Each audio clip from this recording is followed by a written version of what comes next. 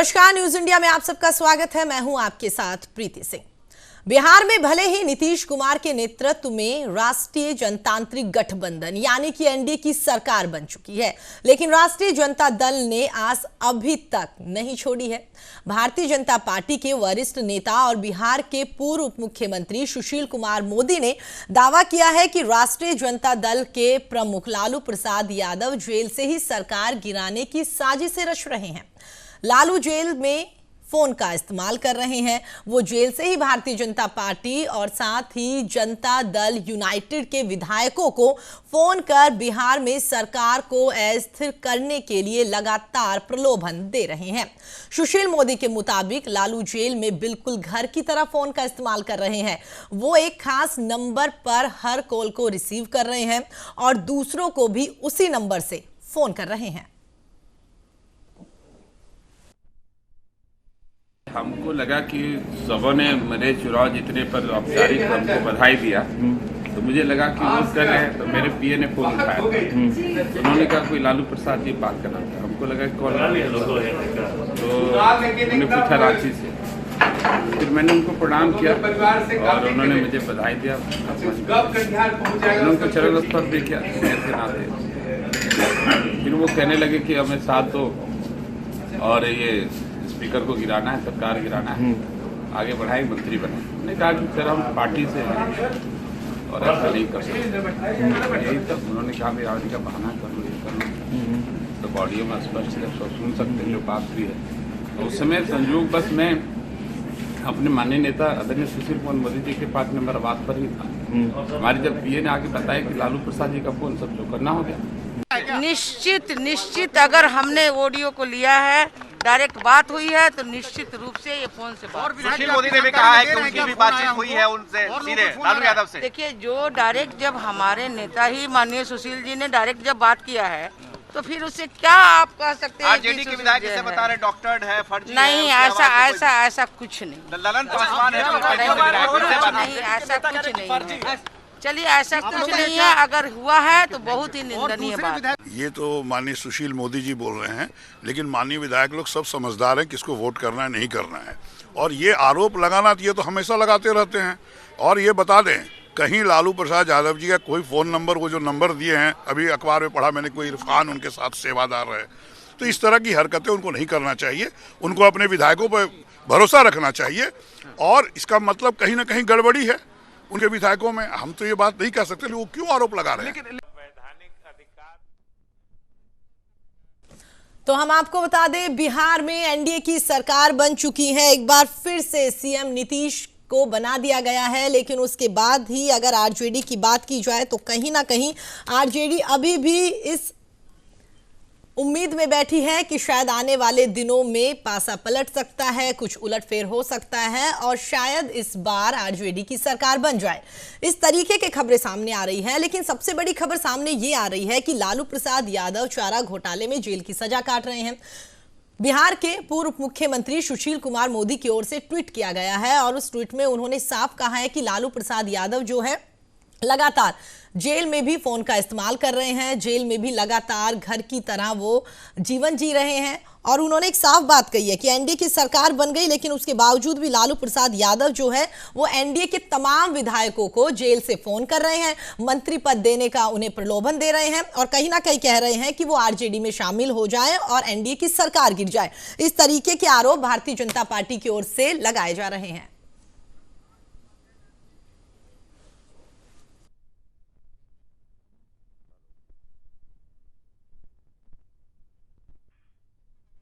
चलिए आगे बढ़ते हैं। इसी मुद्दे पर आज हम चर्चा करेंगे। तमाम मेहमान हमारे साथ जुड़ेंगे। फिलहाल हमारे साथ दो मेहमान जुड़ गए हैं, उनका तारुफ आपसे करवा देते हैं। आपको बता दें, political expert RB Upadhyay ji हमारे साथ जुड़ गए हैं। आरबी उपाध्याय जी, बहुत बहुत स्वागत है आपका न्यूज इंडिया पर। और साथ ही आरजेडी से हमारे साथ डॉक्टर इकबाल मोहम्मद शमी जी जुड़ गए हैं। इकबाल जी, आपका भी बहुत बहुत स्वागत है न्यूज इंडिया पर। जी, आरबी जी, आपके पास पहले आना चाहूंगी। जिस तरीके से फिलहाल अगर बात की जाए, बिहार में जो भी राजनीतिक समीकरण बने हुए हैं या एक तरीके से सरकार बन गई एनडीए की, लेकिन अभी भी आरोप प्रत्यारोप का दौर लगातार चलता हुआ नजर आ रहा है। लालू प्रसाद यादव पर आरोप लग गए कि जेल से खरीद फरोख्त कर रहे हैं। आपकी प्रतिक्रिया? देखिए प्रीति जी, किसी से छुपा नहीं है, राजनीति का व्यवसायीकरण हुआ है और राजनीति का अपराधीकरण हुआ है। और उसी का परिणाम है। जब व्यवसायीकरण हो जाता है तो वो व्यवसाय और राजनीति जब व्यवसाय हो जाएगी तो किसी पर कोई भी विश्वास कोई भी पार्टी नहीं करती है। क्यों? देखिए, अभी जो हालात हैं वहां पर आपने देखा होगा, जब शपथ समारोह या सरकार बनने की जब कवायद चल रही थी तब भी कहा गया था कि भी थोड़े दिन की सरकार है और हमारी सरकार बनेगी। यानी कहीं न कहीं दाल में काला जरूर है। और फिर अब इस तरह का जो बयान आ रहा है तो ये दर्शाता है कहीं न कहीं कुछ न कुछ जरूर चल रहा है।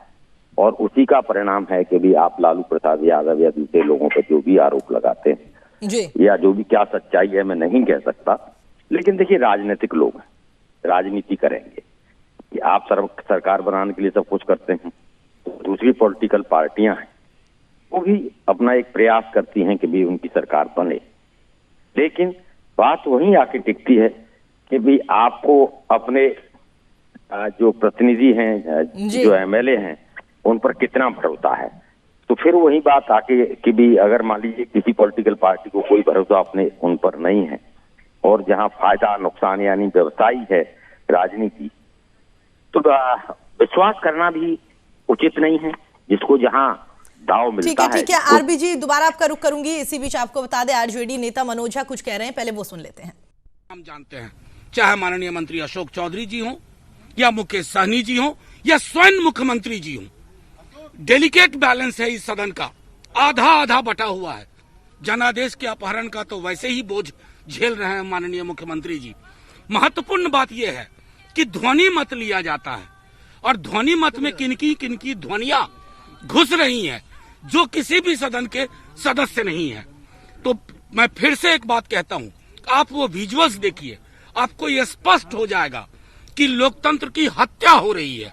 जो लोग सदन के सदस्य नहीं है वो बड़ी बेहयाई से वहां बैठे हुए हैं। आप मत विभाजन होने दीजिए, वोटिंग होने दीजिए, फिर आइए। लेकिन वोटिंग के दौरान आपकी मौजूदगी साफ तौर पे इंगित करती है कि आपका मन जनादेश के अपहरण के बाद भी नहीं भरा।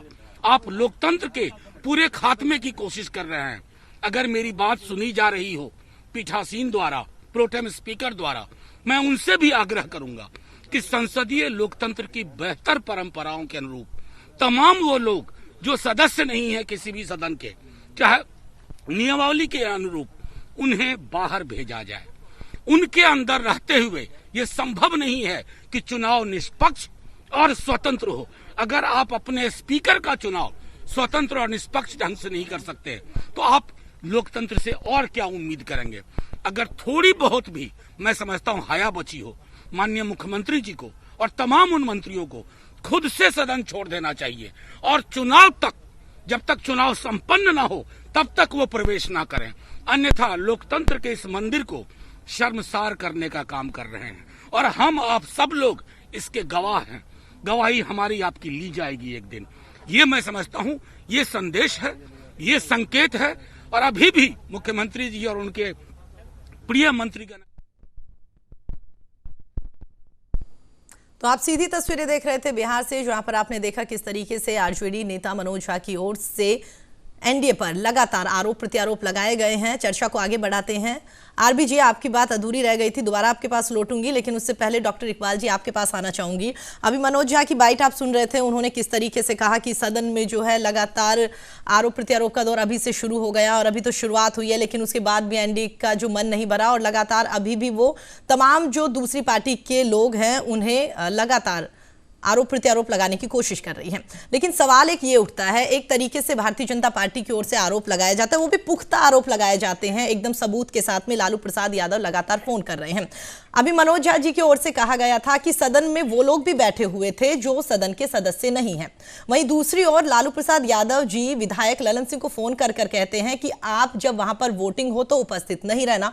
तो ये जी माफ कीजिए, ललन पासवान जी को फोन कर कर वो कहते हैं। तो अगर एक तरीके से आप लोग कहते हैं कि लगातार सच्चाई के साथ हम आगे बढ़ रहे हैं, दूसरे तरीके से आपके ही नेता उनको फोन कर कर कहते हैं कि आप वहां पर मत जाइएगा, तो ये दोहरा मापदंड जो आरजेडी की ओर से अपनाया जा रहा है, इसको लेकर क्या कहेंगे आप? देखिए, सबसे पहली बात जो अभी मनोज झा जी ने कहा, जी जब भी विधानसभा में स्पीकर का चुनाव होता है तो जो विधान परिषद के सदस्य होते हैं, जी अभी तो विधान परिषद के सदस्य भी नहीं है, मुकेश सहनी, अशोक चौधरी। जी। तो इन लोगों का टर्म पूरा हो गया है। इन लोगों को निश्चित रूप से सदन में वोटिंग के समय नहीं रहना चाहिए। ये सीधी सी बात है। माननीय मुख्यमंत्री भी विधानसभा के सदस्य नहीं रहना चाहिए। इसलिए यह जो अगर कर रहे हैं तो ठीक है, और गलत कर रहे हैं। इनको अपने विधायकों को विश्वास नहीं है, प्रेशर बनाने के लिए कर रहे हैं। दूसरी बात यह है कि आज के तारीख में भारतीय जनता पार्टी में जितने पुराने नेता थे, चाहे नंद किशोर यादव हो, प्रेम कुमार हो, सुशील मोदी हो, वो सब भारतीय जनता पार्टी को खुद तोड़ने में लगे हुए हैं। क्योंकि भारतीय जनता पार्टी ने इन लोगों को रिजेक्टेड माल की तरह किनारे कर दिया है। और भारतीय जनता पार्टी में और जो उनके सहयोगी दलों में काफी असंतोष है। पूर्व के मंत्री नहीं बनाए गए हैं जी, उनमें गुस्सा है। लेकिन जेल से आपके नेता जो फोन कर कह रहे हैं, ललन पासवान को जो फोन किया गया है, इस पर भी तो आप कुछ कहेंगे ना। उनको जो फोन करके कहा गया है कि जब वोटिंग होगी तो आप मत जाइएगा क्योंकि आपको मंत्री पद दे देंगे। इकबाल जी मेरी बात सुनिए, आप इस बात का भी तो आप जवाब देंगे ना। ठीक है, आपकी बात मैं मान लेती हूँ कि वहां पर आपने कहा कि सदन में जो सदस्य नहीं थे वो लोग भी वहां पर मौजूद थे, आपकी बात एक्सेप्ट कर ली। लेकिन दूसरा जो आपके ही नेताओं की ओर से फोन करके कहा जा रहा है कि आप वहां पर मौजूद मत रहिएगा, आपको मंत्री पद दे देंगे, इस पर भी तो आपको सफाई देंगे, इस पर भी तो आप कहेंगे ना कि एक बात सोचिए, अगर विधानसभा में किसी भी दल को तोड़ने के लिए 2/3 बहुमत चाहिए और आज के तारीख में भारतीय जनता पार्टी सुशील कुमार मोदी क्या महसूस कर रहे हैं कि 2/3 एमएलए उनसे असंतुष्ट हैं, तब तो लालू जी का प्रश्न सही है। अगर 2/3 लोग मतलब आप एक्सेप्ट कर रहे हैं कि लालू यादव लगातार फोन करके विधायकों को प्रलोभन दे रहे हैं? अरे हम प्रलोभन दे रहे हैं तो 2/3 लोग टूट रहे हैं क्या भारतीय जनता पार्टी के? जी, अगर भारतीय जनता पार्टी के 2/3 लोग टूट रहे हैं तो भारतीय जनता पार्टी को तो खुद समीक्षा करनी चाहिए। हम कहाँ खड़े हैं? 90% इनके मंत्रियों को। ठीक है, आपका कहने का मतलब ये है कि वाकई भारतीय जनता पार्टी के जो विधायक हैं वो खुद भारतीय जनता पार्टी या एनडीए की जो सरकार बनी है आपस के गठबंधन से खुश नहीं है। ठीक है, आपके पास लौटूंगी। हम आपको बता दें चर्चा में 2 मेहमान हमारे साथ और जुड़ गए हैं। कांग्रेस से हमारे साथ डॉक्टर रंजीत मिश्रा जी जुड़ गए हैं। रंजीत जी, आपका भी बहुत बहुत स्वागत है न्यूज इंडिया में। और साथ ही बीजेपी से नवीन कुमार सिंह जी हमारे साथ जुड़ गए हैं। नवीन जी, आपका भी बहुत बहुत स्वागत है। धन्यवाद जी। नवीन जी, जिस तरीके से फिलहाल जो भी राजनीतिक समीकरण बिहार में नजर आ रहे हैं, एक पहली प्रतिक्रिया दीजिए, क्योंकि लगातार ये आरोप लगाए जा रहे हैं, भारतीय जनता पार्टी पर हमेशा आरोप लगाए गए हैं कि खरीद फरोख्त का सबसे ज्यादा काम भारतीय जनता पार्टी करती है। लेकिन फिलहाल जो बिहार का पटापेक्ष की बात की जाए तो वहां पर स्थिति बेहद अलग नजर आ रही है। क्या कहेंगे आप इस पूरे मामले को लेकर? देखिए, लालू जी नाम के लिए जेल में है, लेकिन लालू जी ने 5 स्टार होटल बना करके, आपने देखा पब्लिक डोमेन में ये सारी बातें हैं। लालू जी जिस प्रकार से अपने विधायकों को, आरजेडी के लोगों को बैठा करके जिस तरह से उन्होंने दरबार लगाया इलेक्शन के पहले और इलेक्शन के बाद, आज जो सुशील जी का आपने पब्लिक डोमेन में वो ट्वीट है जिसपे सुशील जी ने खुलेआम प्रमाण के रूप में प्रमाणिक बात बोली है कि जिस प्रकार से लालू जी और आरजेडी हमारे स्थिर सरकार को अस्थिर करने के फिराक में लगी पड़ी है, क्या ये सच नहीं है? अगर ये सच नहीं है तो ये लोग बताएं कि किस तरह से बिहार के जनता का, बिहार के मत का ये अपमान करने के लिए रोज ये प्रयासरत हैं। और ये आज से नहीं है, इनको पता है कि 2005 में बिहार की जनता ने इस अत्याचारी और भ्रष्टाचारी सरकार को, जो लालू जी एक भ्रष्टाचार के आरोप में जेल के सलाखों में सजा आपता है, ये पूरा सारा दुनिया जानती है। और वो लालू जी आज हमारे विधायकों को, लेकिन आरजेडी, नवीन जी, ये भी तो आरोप आप पर लगा रही है ना कि अगर आपको इतना ही भरोसा है अपने विधायकों पर तो फिर आपको तो डरने की जरूरत ही नहीं है।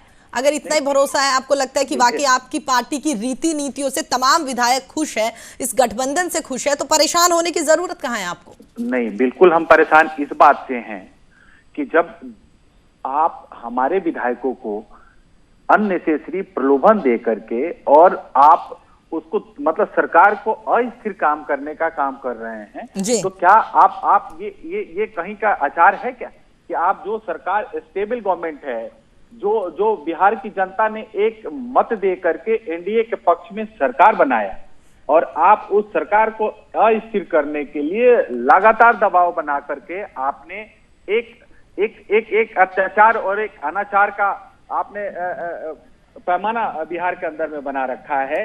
क्या ये शोभा देती है आरजेडी को? क्या ये आरजेडी के लोगों को करना चाहिए? क्या आरजेडी इस बात के लिए जिम्मेवार नहीं है कि आरजेडी हमारी सरकार को या बिहार की जो जनता की सरकार है जो एनडीए के पक्ष में बनी है उसको अस्थिर कर रही है? ठीक है, इसका जवाब कौन देगा? ठीक है नवीन जी, लौटती हूँ आपके पास में। डॉक्टर रंजीत मिश्रा जी कांग्रेस से लगातार काफी देर से मेरे साथ बने हुए हैं। रंजीत जी, आपसे एक सिंपल सा सोबर सा सवाल ये बनता है, जिस तरीके से बिहार में आप आरजेडी के साथ गठबंधन में हैं और तमाम ऐसी राज्य हैं जहां पर भारतीय जनता पार्टी की सरकार नहीं है, कांग्रेस की सरकार है या कांग्रेस की गठबंधन में सरकार है, वहां पर लगातार कांग्रेस की ओर से भारतीय जनता पार्टी पर ये आरोप लगाए जाते हैं कि खरीद फरोख्त करके कुछ महीनों में सरकार गिराने की बातें करती है, खरीद फरोख्त करके अपनी सरकार भी बना लेती है। लेकिन जिस तरीके से लालू प्रसाद यादव पर फिलहाल बिहार में आरोप लगाए जा रहे हैं, गठबंधन की वहां पर आप लोग गठबंधन में वहां पर चुनाव लड़े थे, फिलहाल जो वहां पर स्थिति बनी हुई है, आपको नहीं लगता कि भारतीय जनता पार्टी पर जिस तरीके से आरोप आप दूसरे राज्यों में लगा रहे हैं, फिलहाल बिहार में जो हालात बने हुए हैं, इन सबको देखकर नैतिकता के आधार पर कहीं ना कहीं आपको भी आरजेडी से सवाल करना चाहिए?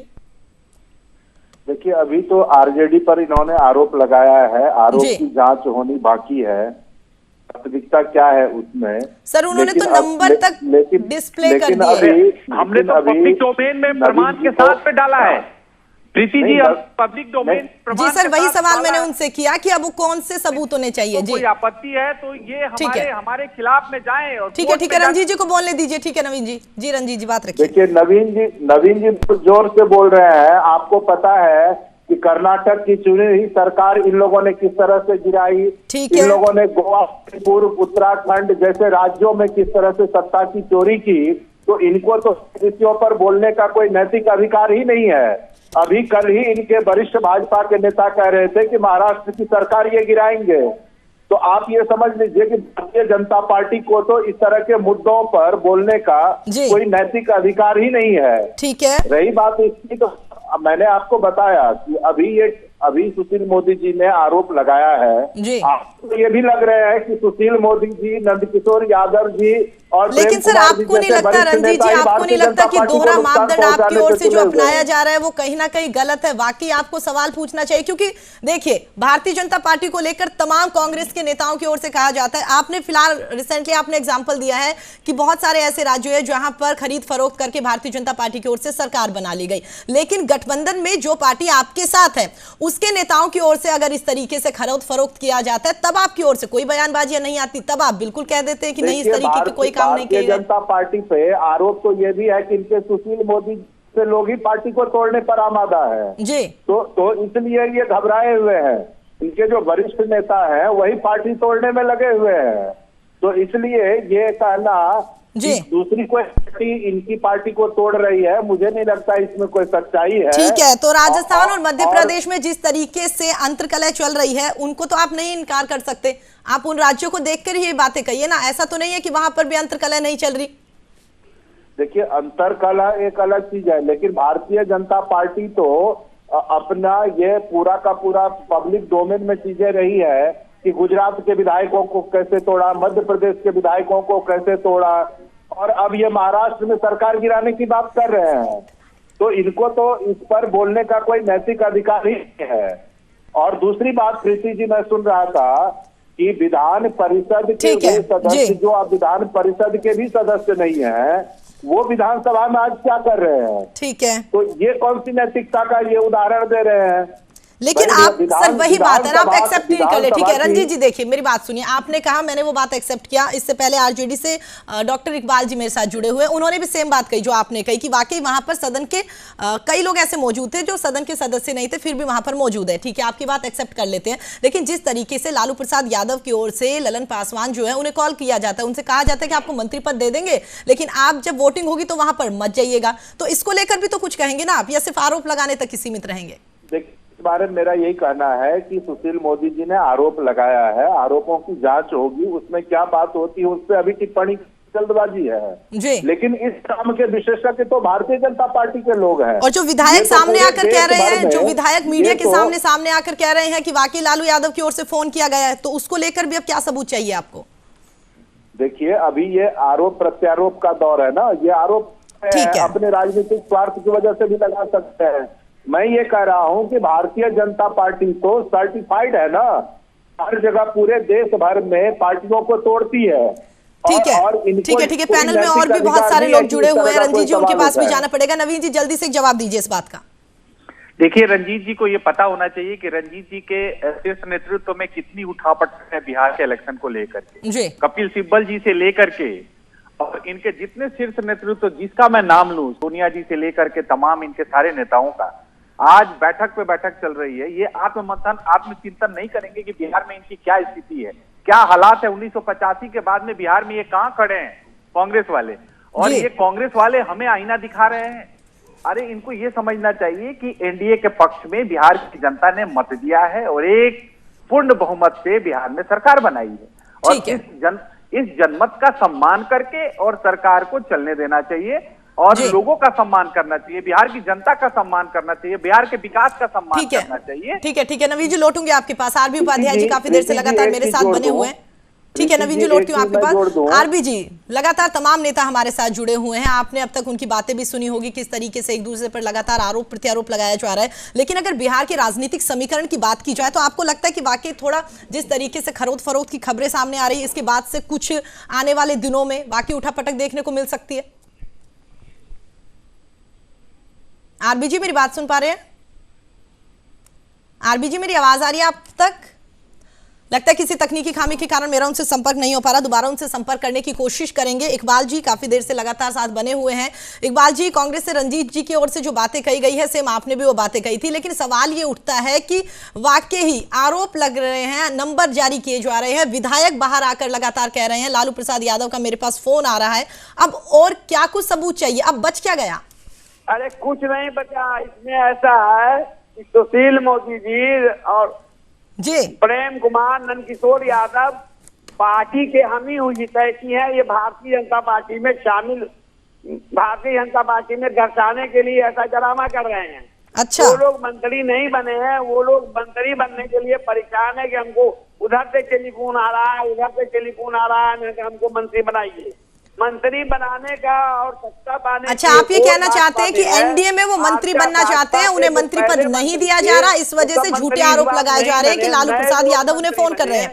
इकबाल जी, मेरी बात सुनिए आपने। तो सलाहियत रखने वाले लोग मंत्री नहीं बने। नहीं, आप यही कहना चाह रहे हैं ना इकबाल जी, जो मैंने बात कही है, दल को तोड़ने के लिए। इकबाल जी, अभी हमारे 5 MLC को नीतीश कुमार ने तोड़ा था विधान परिषद में। तो जब बहुमत कोई पॉलिटिकल पार्टी तभी नहीं टूट सकती है जब उसका 2/3 MLA उसके खिलाफ हो जी। तो ऐसी सूरत में क्या सुशील मोदी को इस बात का यकीन है कि भारतीय जनता पार्टी के 2/3 विधायक भारतीय जनता पार्टी के कार्यशैली से असंतुष्ट हैं और लालू जी के बहकावे में आ गए हैं? तो मतलब एक्सेप्ट कर रहे हैं ना कि वो असंतुष्ट है, तो लालू यादव उन्हें फोन कर रहे हैं और अपने पाले में बुला रहे हैं, मानते हैं? नहीं, असंतुष्ट ये झूठ बोल रहे हैं। अगर सर, अब कैसी बातें कर रहे हैं इकबाल सर आप? एक तरफ तो आप कहते हैं कि वाकई वो असंतुष्ट है, इसलिए वो लालू यादव के पक्ष में आ रहे हैं। अब मैं बोलती हूँ आपसे कि लालू यादव के पक्ष में आ गए, तो आप कहते हैं लोग झूठ बोल रहे हैं। ठीक है, नवीन जी के पास चलते। इकबाल जी आऊंगी। नवीन जी, उन्होंने ये बातें कही है साफ, इकबाल जी की ओर से साफ ये बातें कही गई है कि कहीं ना कहीं वाकई एनडीए में जो विधायक है वो मंत्री पद चाहते हैं और उन्हें मंत्री पद नहीं मिल रहा है एनडीए में, इसलिए वो एक तरीके से आरजेडी पर आरोप लगा रहे हैं। आती हूँ सर आपके पास इकबाल जी, रवीन जी को अपनी बात रखने दीजिए।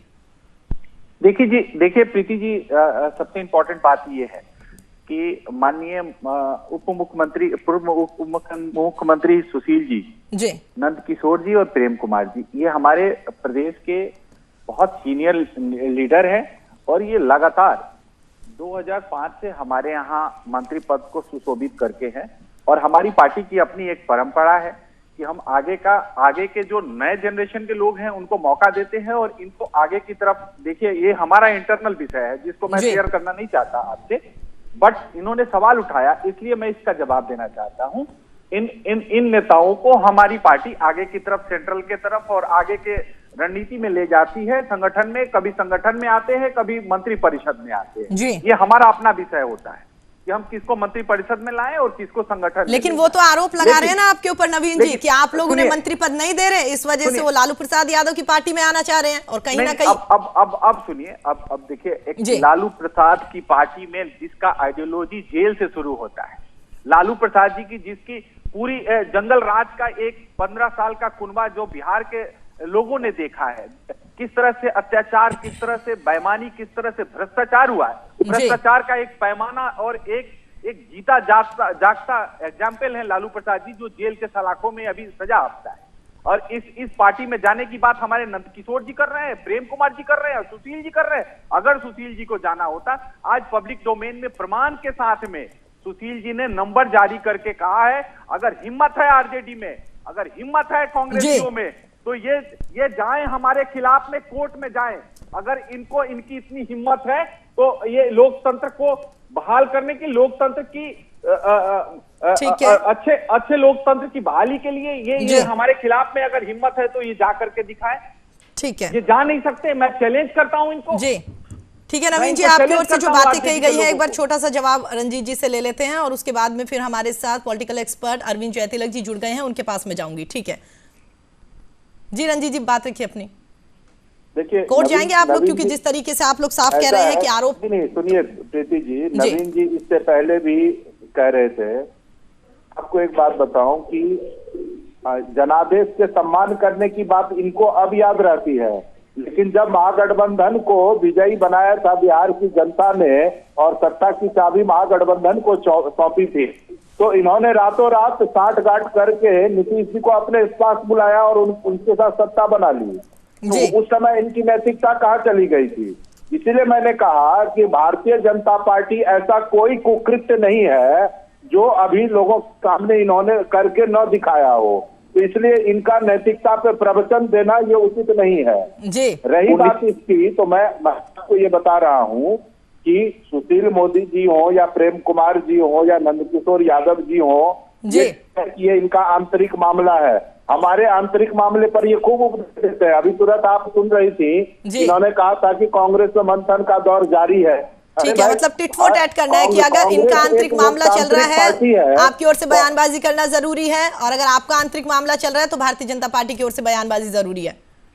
नहीं, मैं ये कह रहा हूँ कि कांग्रेस के अंदर अगर आत्ममंथन ठीक है रंजीत जी, बिल्कुल मैं दोबारा आपके पास लौटूंगी, चर्चा को आगे भी बढ़ाएंगे। तमाम मेहमान लगातार हमारे साथ जुड़े हुए हैं, लेकिन फिलहाल मैं एक छोटा सा ब्रेक ले लेती हूँ, उसके बाद दोबारा इस चर्चा को आगे बढ़ाएंगे।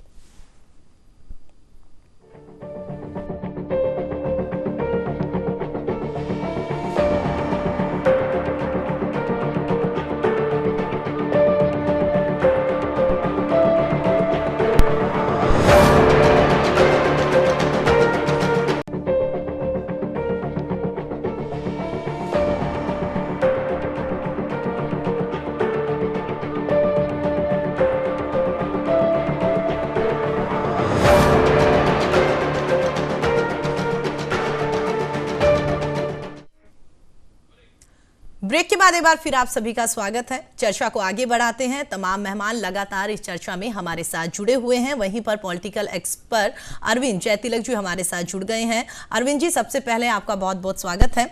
और सवाल मेरा आपसे ये है अरविंद जी, जिस तरीके से बिहार में फिलहाल जो राजनीतिक प्रकरण चलता हुआ नजर आ रहा है, सुशील मोदी की ओर से कहा गया है, नंबर जारी किए गए हैं कि लालू यादव जेल से भी लगातार खेल करते हुए नजर आ रहे हैं। इस पूरे प्रकरण पर आपकी प्रतिक्रिया क्या लगता है? वाकई सुशील मोदी की ओर से जो कहा जा रहा है वो सही है, या आरजेडी लगातार जो कह रही है कि मंत्री पद विधायकों को नहीं दिया जा रहा एनडीए में, इसलिए वो विधायक इस तरीके के आरोप लगा रहे हैं आरजेडी पर? देखिए, नैतिकता के उच्च आदर्शों का परखा जाना कभी खत्म नहीं होता है, लेकिन जब बात सियासतदानों पर आती है, सत्ता बनाने बिगाड़ने की बात आती है, तो सारी चीजें बेमानी हो जाती है। अब चूंकि लालू प्रसाद यादव की पार्टी महज कुछ सीटों के कम होने के कारण सत्ता से बाहर हो गई, तो स्वाभाविक रूप से उनकी पार्टी की, उनके शीर्ष जो नेता बेचैनी बढ़ेगी। अगर इसलिए जो है, अगर वह जो सत्ता पक्ष के लोग जो विधायक हैं जिन्हें नहीं बनाया गया है, उन्हें जो है लासेबाजी कर रहे हैं, उन्हें अपने में शामिल होने का लालच दे रहे हैं, तो स्वाभाविक ही है। लालू प्रसाद के आप जो है पूरे शासनकाल को 15 साल का देख लीजिए, तो किस तरह जो है छोटे छोटे जो बिहार में क्षेत्रीय दल थे, विशेष रूप से जो वामपंथी दल थे, उनको किस तरह लालच दे करके पूरी तरह से उनको खत्म कर दिया। एक वक्त था जब आप देखिए, यूनाइटेड फ्रंट की सरकार बनी थी 90 के दशक में, उस समय लालू प्रसाद यादव जब बिहार में थे तो वहां पर छोटे छोटे वामपंथी दलों की पूरी वहां ताकत मौजूद, लेकिन धीरे धीरे जो है उनको जो अपने पाले में ला करके पूरी तरह से खत्म कर दिया। तो कहीं ना कहीं लालू प्रसाद यादव की कोशिश है, उनकी पार्टी की कोशिश है कि ये जो छोटे दल है जिनके पास 3 सीट 4 सीट है, उन्हें किस तरह से अपने पाले में ला करके सत्ता का निर्माण किया जा सके। अगर ऐसी परिस्थितियों में यह विश्वास सहज रूप से किया जा सकता है कि यादव के जो वीडियो वायरल हो रहे हैं या जो भाजपा द्वारा आरोप लगाया जा रहा है वो बेबुनियाद नहीं है। ठीक है। वहीं अरविंद जी, अगर भारतीय जनता पार्टी की ओर से बातें जिस तरीके से कहा जा रहा है कि वाकई आरोप प्रत्यारोप लगाए जा रहे हैं, खरीद फरोख्त लालू प्रसाद यादव लगातार कर रहे हैं, तो उनकी ओर से इस तरीके से बातें जो कही जा रही हैं, इन बातों का वाकई आपको लगता है कोई मायने है, कोई औचित्य है? क्योंकि ऐसे बहुत सारे राज्य हैं जहां पर लगातार ये बात साबित भी होती हुई कुछ हद तक नजर आई है कि भारतीय जनता पार्टी ने सरकार बनाई है वहां के नेताओं को, विधायकों को खरीद फरोख्त करके, और अब बिहार में उन्हीं की ओर से इस तरीके के आरोप लगाना। देखिए, चूंकि विधानसभा स्पीकर का चुनाव होने जा रहा है और कहीं ना कहीं जो है आज की तारीख में 126 विधायक भारतीय जनता पार्टी के पास है, अगर बाकी जो है 117 जो है आरजेडी के पास है, तो कोशिश आरजेडी किया है कि कुछ विधायकों को तोड़ करके या एब्सेंट करा करके जो वहां पे विधानसभा का स्पीकर का पद है वो चुनाव जीत लिया जाए। क्योंकि आप चूंकि मार्जिन बहुत कम है दोनों दलों के बीच में सत्ता निर्माण में, तो उस स्थिति में विधानसभा स्पीकर की बहुत बढ़ जाएगी, यह स्वाभाविक नहीं है। तो कहीं ना कहीं जो एक हारी हुई जो बाजी है, जो सत्ता निर्माण नहीं कर सके। लेकिन अरविंद जी, बीजेपी के से जो आरोप लगाए जा रहे हैं उनको लेकर क्या? क्योंकि बीजेपी यहाँ पे कह सकते हैं कि बीजेपी को एक मौका मिला है, क्योंकि तमाम राज्य ऐसे जहां पर बीजेपी पर भी ये आरोप लगते आए हैं। देखिए, बिल्कुल आपने सही कहा। देखिए, बीजेपी आरोप लगा रही है, जो आरजेडी का जो धार है उसको कुंद करना चाहती है और उसकी पूरी कोशिश यही है कि कुछ इस तरह, अगर मान लीजिए कि आरोप में सच्चाई है तो ये तो ठीक ही है। नहीं, राजनीति में जो है धारणाओं का बड़ा महत्व होता है और जनमानस में जो है बीजेपी जो है धारणाओं की फैलाने की कोशिश करेगी कि किस तरह आरजेडी जो है उनके विधायकों को लासेबाजी कर रही है, किस तरह से अनैतिक कार्य कर रही है। लेकिन सच्चाई भी है कि हर एक राजनीतिक दल जो किसी भी राज्य में हो, आपने देखा होगा कि मणिपुर में, गोवा में किस तरह से सरकार बनाने में कामयाब रही। तो ये अपने अपने ढंग से जो सियासत की जा रही है, ये अलग बात है कि किसके हिस्से में लाभ या जय और पराजय आता है। जी ठीक है, अरविंद जी आपके पास लौटूंगी। डॉक्टर इकबाल जी मेरे साथ बने हुए हैं आरजेडी से। डॉक्टर इकबाल जी, आपकी ओर से कहा गया था ब्रेक पर जाने से पहले, आपने कहा कि वाकई ही तमाम ऐसे राज्य हैं जहां पर भारतीय जनता पार्टी की ओर से नेताओं को, विधायकों को खरीद फरोख्त करके अपनी सरकार वहां पर काबिज कर ली। लेकिन सवाल इकबाल जी ये है, अगर भारतीय जनता पार्टी के नेताओं की ओर से इस तरीके से किया गया है और भारतीय जनता पार्टी के नेताओं को और इस पार्टी को लगातार आपके नेताओं की ओर से कहा जाता है कि ये सही पार्टी नहीं है, लोगों के साथ धोखा कर रही है, लेकिन सेम सिचुएशन, सेम काम अगर आप लोग ही करेंगे तो फिर कैसे हम कह सकते हैं या कैसे आप कह सकते हो कि भारतीय जनता पार्टी जो है वो सही नहीं है? देखिए, भारतीय जनता पार्टी के पास 74 एमएलए हैं और भारतीय जनता पार्टी को आधा से ज्यादा तोड़ने के लिए 36 एमएलए नहीं का काम चलेगा, उसको 40 एमएलए चाहिए जी। तो 40 एमएलए क्या सुशील कुमार मोदी जी ये मान रहे हैं कि 40 एमएलए भारतीय जनता पार्टी में असंतुष्ट हैं, वो भाग सकते हैं या उनको खरीदा जा सकता है? 40 एमएलए पर अविश्वास कर रहे हैं सुशील मोदी, क्योंकि कोई आरोप अगर लोजपा जी, मैं इनका आरोप जवाब देना चाहूंगा। जी नवीन जी, आऊंगी आपके पास, बात कंप्लीट होने दीजिए। आरोप मतलब हम लगाए होता।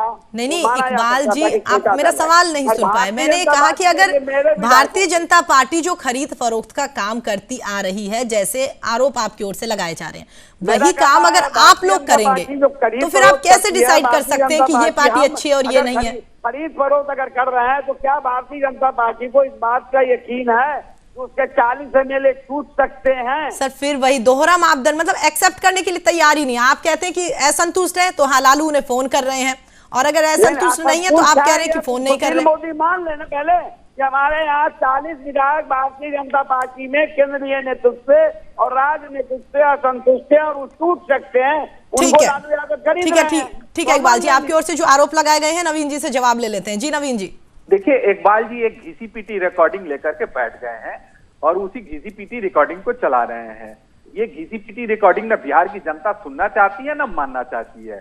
ये भूल गई यही लालू प्रसाद यादव ने मधु कोड़ा को लेकर के और झारखंड में किस तरह से इन्होंने सरकार बनाई, और वो मधु कोड़ा के साथ में आज क्या हालात है ये पूरा देश जानता है, आप ही प्रीति जी जानती है। ये उस पार्टी के रिप्रेजेंटेटिव है इकबाल जी, पहली बात। दूसरी बात, इकबाल जी को ये जानना चाहिए, इकबाल जी को बिहार की जनता ने आउटराइटली रिजेक्ट करके बाहर फेंक दिया है और एनडीए के पक्ष में सरकार लाने का फैसला बिहार की जनता ने की है। और इकबाल जी को तीसरी बात मैं बता दूं, इकबाल जी आप चाहे जितना प्रयास कर लें, ये आप सरकार स्थिर नहीं कर सकते। सरकार अस्थिर है, बिहार में सरकार 5 साल चलेगी, नीतीश जी के नेतृत्व में चलेगी और सरकार विकास की चलेगी, सरकार विकास की चलती। लेकिन उनकी ओर से जो नवीन जी ये कहा जा रहा है कि 40 विधायक ऐसे हैं जो असंतुष्ट है, केंद्रीय नेतृत्व से भी उन्होंने बात करी है, इस तरीके के जो आरोप इकबाल जी की ओर से लगाए जा रहे हैं उस पर कुछ पहले तो इकबाल जी को लालू जी के इस फोन टेप के लिए जो वायरल आप पूरे दुनिया के नजर में है, इसके लिए माफी मांगनी चाहिए। लिखित में आरजेडी को अपने ट्विटर हैंडल से माफी मांगनी चाहिए और बिहार की जनता के साथ में सर वो तो एक्सेप्ट करने के लिए तैयार नहीं है, माफी मांगना तो दूर की बात है, वो एक्सेप्ट करने के लिए तैयार नहीं है इस बात को। 40 विधायक इनके संतुष्ट चाहिए, पहले स्वीकारेंगे तब न कोई तोड़ेगा। इकबाल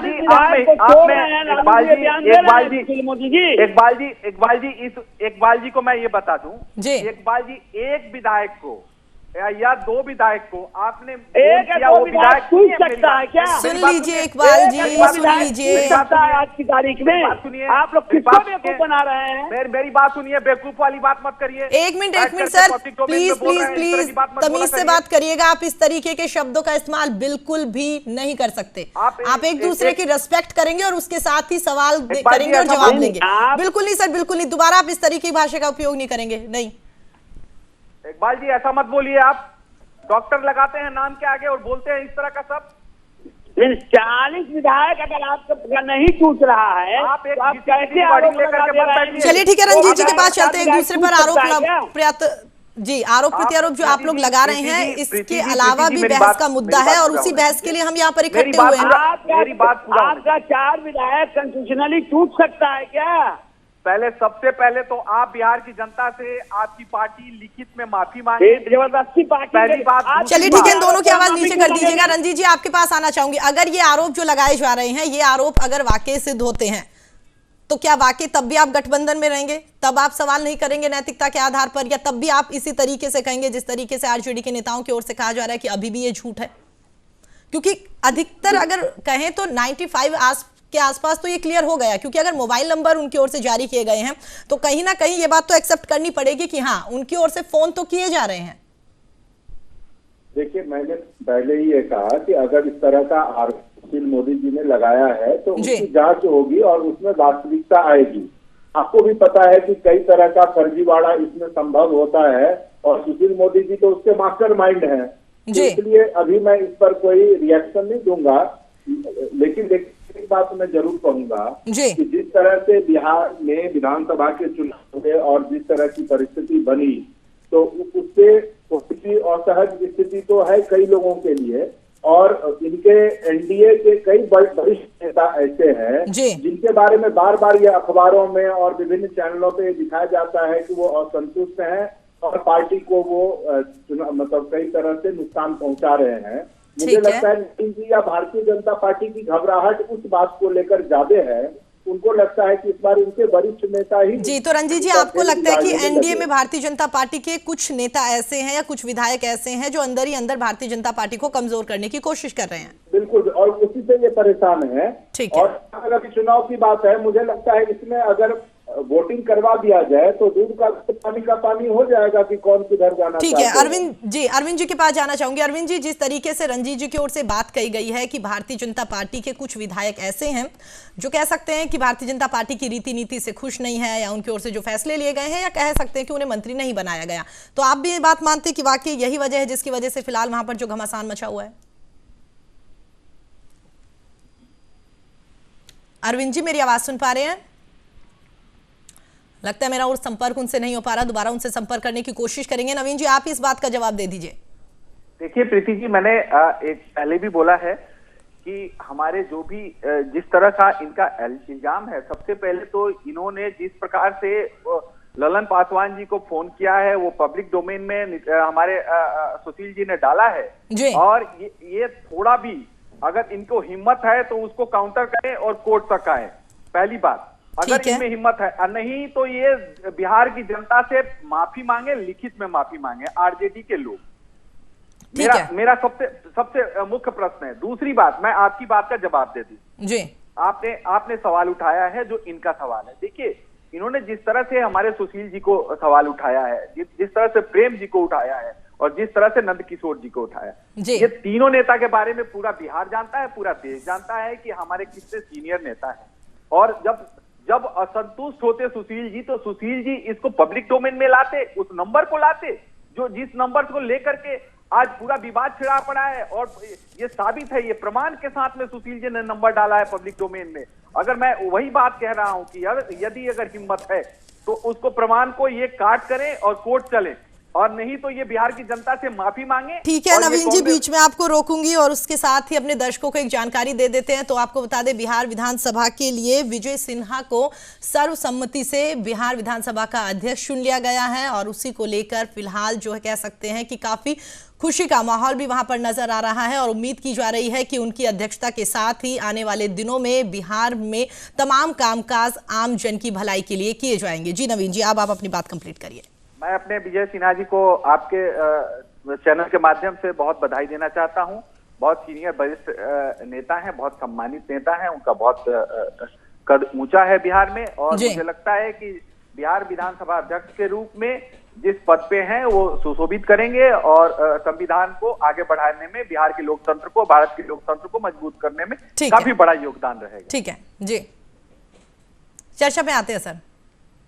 तो आपकी ओर से साफ कह दिया गया है कि वाकई लालू यादव की ओर से लगातार फोन किया जा रहा है और जिस तरीके से आरोप लगातार भारतीय जनता पार्टी के कुछ विधायकों पर लगाया जा रहा है कि उन्हें मंत्री पद नहीं दिया जा रहा या भारतीय जनता पार्टी की रीति नीति से वो खुश नहीं है, तो इस तरीके से कह सकते हैं कि वाकई ये सारे आरोप कह रहे हैं कि आप बिल्कुल निराधार हैं। आपके पास लौटूंगी चर्चा में, मेरे साथ अरविंद जयतिलक जी बन गए हैं। जी प्रीति जी, ये बेबुनियाद आरोप है। ये पूरा देश जानता है, बिहार की जनता जानती है कि हमारे माननीय सुशील मोदी जी, हमारे प्रेम कुमार जी, नंद किशोर जी 2005 से मंत्री परिषद को देखिए नवीन जी, ये तो आप भी जानते हैं ना कि राजनीति में कोई किसी का दुश्मन और दोस्त नहीं होता। सिचुएशन के हिसाब से हर चीजें अपने आप पलट जाती है और उस सब का पता भी नहीं चलता।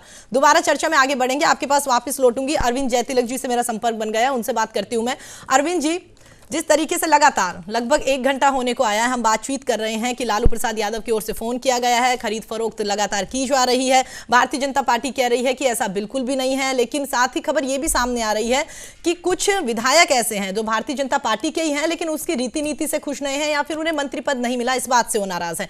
तो आपको क्या लगता है, पूरा प्रकरण जो ये चलता हुआ नजर आ रहा है, इस पर क्या कहेंगे आप? वाकई आपको लगता है कि भारतीय जनता पार्टी जो कह रही है वो सही है, या आरजेडी की ओर से जो आरोप लगाए जा रहे हैं उनमें कितना सच्चाई है? देखिए, एक तो सच्चाई यह है कि राजनीति में जो जाता है वो सेवा करने के लिए नहीं जाता है, मेवा काटने के लिए जाता है। पार्टी की विचारधारा सिद्धांत का उसका कोई विशेष मतलब नहीं रहता है, लेकिन चूंकि पार्टी से लोग बधे होते हैं, अगर पार्टी से अलग हटते हैं लालचवश, तो उनकी सदस्यता जाने का खतरा रहता है। तो इससे इनकार नहीं किया जा सकता है कि जो पार्टी के विधायक है रीति से नाराज भी हो सकते हैं, नहीं भी हो सकते हैं, लेकिन जो है मंत्री बनने की जो है लालसा सभी की होती है। तो ऐसा नहीं कि जो भाजपा के जो बड़े नेता हैं जो मंत्री नहीं बने हैं तो खुश है, निसंदेह उनके मन में एक कसक है, टीस है, लेकिन इसका तात्पर्य यह भी नहीं है कि जो पार्टी को छोड़ करके चले जाएंगे, उनके लिए इतना आसान भी नहीं है। रही बात की कौन इसमें सच बोलता है, तो यह कहना बड़ा मुश्किल है। देखिए, जो वायरल हुआ है वीडियो, अगर उसका परीक्षण हो, उस पर क्या सच्चाई है, ये तो फोरेंसिक लैब में जाएगा तभी स्पष्ट होगा, लेकिन जो अरविंद जी, जो विधायक मीडिया के सामने सरेआम आके कह रहे हैं कि नहीं, लालू प्रसाद यादव का फोन आया था, मंत्री पद बनाने की बात कही गई थी, तो इससे ज्यादा तो क्या सबूत? नहीं, बिल्कुल आप सही कर रही हैं। देखिए, बहुत चीजें ऐसी भी होती हैं जो आंखों के सामने से गुजरती भी है, दिखाई भी देती है, लेकिन सच्चाई उसमें व्यक्ति मात्र भी नहीं रहता। मैं ये नहीं कह रहा हूँ कि जो विधायक कर रहे हैं गलत कह रहे हैं, लेकिन इस पर 100% विश्वास भी नहीं किया जा सकता। लेकिन यह सच्चाई है कि बिहार में खरीद फरोख्त कोई नई बात नहीं है। बिहार ही क्यों, देश के सभी राज्यों में खरीद फरोख्त तो होता ही रहता है। आप देखते हैं कि आज विधायक जो है आज इनके साथ है, कल सत्ता में चला जाता है, दूसरे के साथ चला जाता है। तो वहां पर भी अगर यह स्थिति बनती है तो कोई बहुत आश्चर्यपूर्ण नहीं होगा, क्योंकि भारतीय राजनीति की रवायत इस तरह की कुछ बन चुकी है कि सिद्धांत विचारधारा का कोई लेना देना नहीं होता, सबको सत्ता चाहिए। जी ठीक है, एक सवाल अरविंद जी मेरा आपसे ये भी है कि जिस तरीके से अभी नवीन जी से मैंने कहा था कि कोई दोस्त और दुश्मन राजनीति में नहीं होता, तो वहां पर बिहार के जो राजनीतिक समीकरण हम सबके सामने जो फिलहाल नजर आ रहे हैं, उनको लेकर अगर वाकई लगता है लालू प्रसाद यादव की ओर से अगर जोड़ तोड़ के गठबंधन की सरकार बनती हुई नजर आती है, या फिर कह सकते हैं कि वाकई कुछ विधायकों को खरीदने की कोशिश करते हैं और वो वाकई उस खेमे में आ भी जाते हैं, तो आपको लगता है आने वाले दिनों में बिहार की जो राजनीति है इसकी दिशा कुछ और ही होगी? बिल्कुल बदल सकती है। देखिए, भारतीय राजनीति में नए नए प्रयोग होते रहते हैं। 90 के दशक में जब लालू प्रसाद जी मुख्यमंत्री बने तो उसमें भारतीय जनता पार्टी का भी सहयोग था, समर्थन हासिल था। बाद में आपने देखा कि आरजेडी जेडीयू के बीच में किस तरह से तनाव हुआ, लेकिन बाद में जो है 2015 में मिलकर चुनाव लड़े, मिलकर के सरकार भी बनाए और आपने देखा कि भाजपा पीडीपी के साथ बना चुकी है सरकार। तो सिद्धांत विचारधारा टकराव अलग चीज होता है। आपने महाराष्ट्र में देखा कि कांग्रेस शिवसेना मिलकर के सरकार बनाई है। तो इस तरह के अगर प्रयोग बिहार में होते हैं तो तनिक भी आश्चर्य नहीं होगा, क्योंकि सत्ता की स्थापना के लिए, सत्ता बनाने के लिए ये सारे दाव पेच होते रहते हैं। और कोई, आपने सही भी कहा कि जो राजनीति में कोई अस्थायी मित्र अस्थायी दुश्मन नहीं होता है। दोस्त और दुश्मन जो है रातों रात और दिन में बदलते रहते हैं। बिल्कुल, और बहुत सारे एग्जाम्पल ऐसे हमने देखे भी है। बिल्कुल अरविंद जी लौटूंगी आपके पास, डॉक्टर इकबाल जी आपके पास आना चाहूंगी। जिस तरीके से अभी मैंने बताया कि वाकई ही अभी बिहार विधानसभा अध्यक्ष की बात की जाए तो विजय सिन्हा को वहां पर चुन लिया गया है सर्वसम्मति से, लगातार वहां पर खुशी का माहौल है और साथ ही एक कह सकते हैं कि एक उमंग की लहर है कि वाकई आने वाले दिनों में अब बिहार जो है वो आगे और भी तरक्की करता हुआ नजर आएगा। सवाल आपसे यह है कि एक सरकार को चलाने के लिए मजबूत विपक्ष का होना भी जरूरी है, लेकिन अगर इसी तरीके से आरजेडी पर आरोप लगते रहे तो आपको लगता है कि वाकई एक मजबूत विपक्ष की भूमिका आप निभा पाएंगे आने वाले दिनों में? देखिए, यह आरोप बेबुनियाद है। सुशील मोदी जी की हैसियत समाप्त हो गई है भारतीय जनता पार्टी में। अपनी हैसियत को जिंदा करने के लिए उन्होंने झूठे आरोप लगाए हैं। आज की तारीख में किसी पॉलिटिकल पार्टी को तोड़ने के लिए आधे से ज्यादा विधायक चाहिए। आधे से ज्यादा विधायक भारतीय जनता पार्टी में सुशील मोदी जी मान रहे हैं क्या? क्या संतुष्ट है? एक विधायक और 2 विधायक 4 विधायक कोई पार्टी नहीं तोड़ सकता। और लालू यादव भारतीय जनता पार्टी के विधायक को क्यों कहेंगे कि पार्टी तोड़ दो? आज की तारीख में इनके यहाँ असंतुष्ट काफी लोग हैं। खुद सुशील मोदी असंतुष्ट है और ज्यादातर मंत्री जो मंत्री नहीं बनाए गए हैं वो असंतुष्ट हैं। ये चाहते हैं मेरी पूछ बनी रहे, हम केंद्र राज्यसभा में चले जाएं, केंद्र मंत्री बन जाएं। इस केंद्र में मंत्री बनने के लिए पॉलिटिकल ड्रामा कर रहे हैं और ये बराबर जब टारगेट करते हैं तो केवल लालू यादव को करते हैं। वित्त मंत्री से तो इन्होंने अपने बिहार में जो काम किया उसको कभी गिनाने का काम नहीं किया।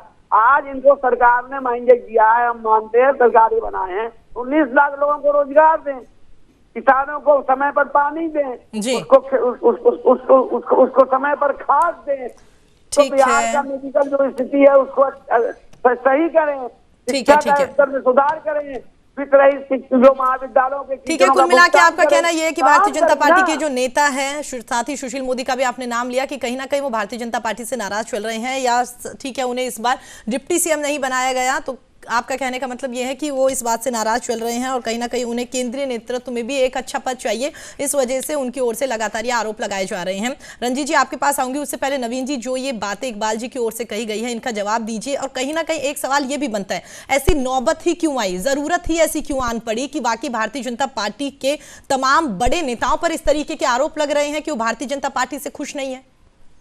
नहीं, एक तो मैं सबसे पहले ये बताना चाहूंगा प्रीति जी, मैं बार बार कह रहा हूँ, एक ही बात को कहना ठीक नहीं है बार बार, कि ये जो इल्जाम है जो विपक्ष के लोगों का है, जो जिस तरह से ये बौखलाहट है, बेचैनी है, घबराहट है इनके अंदर में, कि एक एन के एन प्रकार ने सरकार में आना चाहते थे, लेकिन बिहार की जनता ने इनको बाहर रखा, बाहर का रास्ता दिखा करके रखा।